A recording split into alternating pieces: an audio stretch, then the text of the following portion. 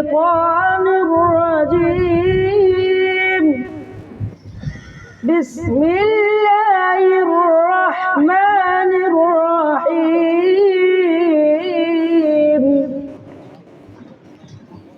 الرحمن علم القرآن خلق الإنسان علمه البيان. الشمس والقمر بحسبان والنجم والشجر يسجدان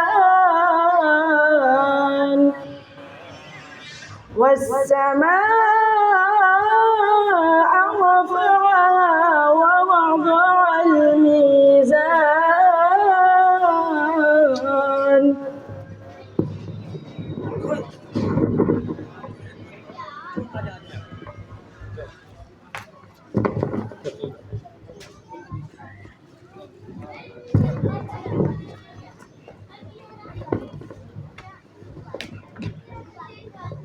السلام عليكم ورحمة الله وبركاته.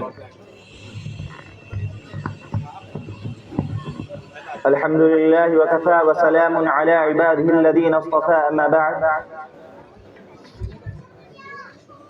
جناب صدر جلسہ، معزز مہمانان گرامی، مشفق اساتذہ کرام اور جملہ سامعین اعزام، آزاد ہندوستان کی تاریخ میں دو دن انتہائی اہمیت کے حامل ہے. ایک 15 اگست، دوسرے 26 جنوری. 15 اگست 1947 کو ملک انگریزوں کے چنگل سے آزاد ہو گیا تھا. آزادی کے بعد ہندوستان کو اپنا قانون بنانے کے لیے ڈاکٹر بھیم راؤ امبیڈکر کی صدارت میں ایک کمیٹی تشکیل دی گئی، جسے ملک کا قانون مرتب کرنے میں 2 سال 11 مہینے 18 دن لگے، جسے 26 نومبر 1949 کو قبول کر لیا گیا اور 24 جنوری 1950 کو تمام ارکان نے اس پر دستخط کر دیے، اور 26 جنوری 1950 کو یہ آئین نافذ کر کے پہلا جشن یوم جمہوریہ منایا گیا. اسی لیے ہر سال 26 جنوری کو یوم جمہوریت منایا جاتا ہے.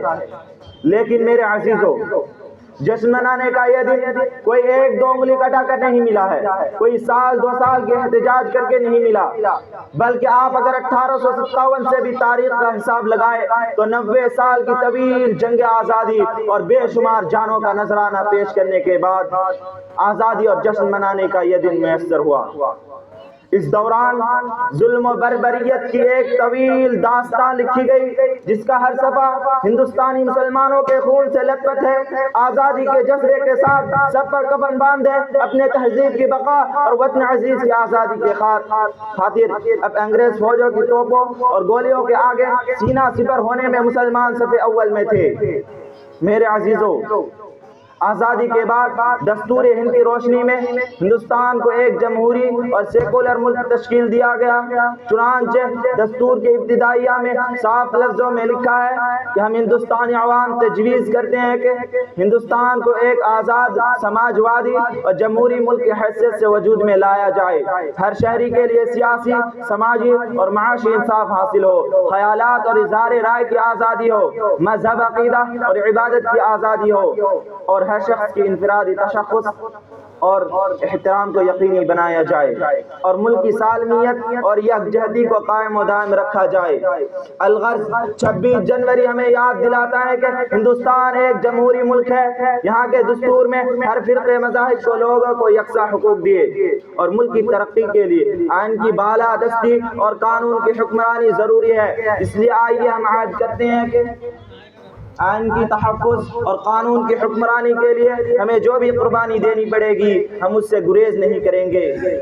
یہ نفرت بری ہے، نہ پالو اسے، دلوں میں خلش ہے، نکالو اسے. یہ نفرت بری ہے نہ پالو اسے، دلوں میں خلش ہے نکالو اسے، نہ تیرا نہ میرا نہ اس کا نہ اس کا، یہ وطن ہے ہم سب کا، بچا لو اسے۔ اس عزم کے ساتھ میں اپنی بات ختم کرتا ہوں۔ وآخر دعوانا ان الحمد للہ رب العالمین، والسلام علیکم ورحمۃ اللہ وبرکاتہ۔